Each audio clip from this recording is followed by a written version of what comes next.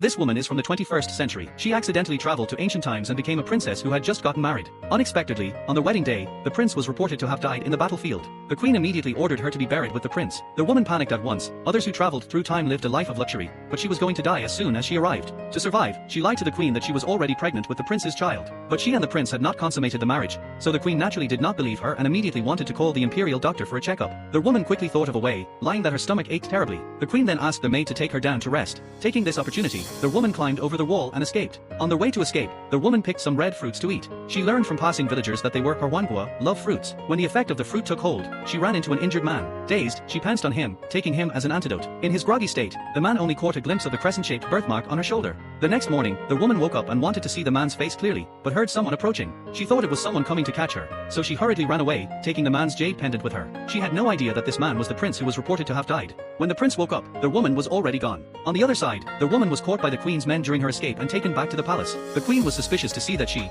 who was carrying the royal blood, had run away privately. A scheming woman who admired the prince took the chance to suggest asking the imperial doctor to check the woman. After the checkup, the imperial doctor actually found that she was pregnant. The woman herself was also very shocked. To protect herself, she assured the queen that she was indeed carrying the prince's child. If the queen did not believe her, she was willing to prove her innocence with her life. But she did not have a peaceful life for many days when a servant reported that the prince was alive and would return to the mansion that night. The woman was shocked to find herself in a difficult position. She decided to play along, first hide the fact that she was pregnant, then find a chance to consummate the marriage with the prince. She immediately told the servants and maids in the mansion not to mention her pregnancy in front of the prince. When the prince returned to the mansion and approached her, she deliberately dropped her veil to reveal her face. The prince felt that she looked familiar. To win the prince over, the woman deliberately pretended to fall into the water, wanting him to carry her back to the room, but the prince refused. He already had someone in his heart, not knowing that the person he cared about was just her in front of him. Seeing that the prince did not respond, the woman secretly guessed that he had other concerns. Early the next morning, the queen, who learned that her son was alive, came to the prince's mansion. She told the prince on the spot that the woman was pregnant with his child. The prince said he and the woman had not consummated the marriage. The queen immediately ordered to put the woman to death. Fortunately, the prince stopped it, proposing to put her in the sky prison first and deal with her after finding out the truth. Thus, the woman was imprisoned. The scheming woman, jealous that the woman had married the prince, went to the prison on purpose to humiliate her and beat her with a whip.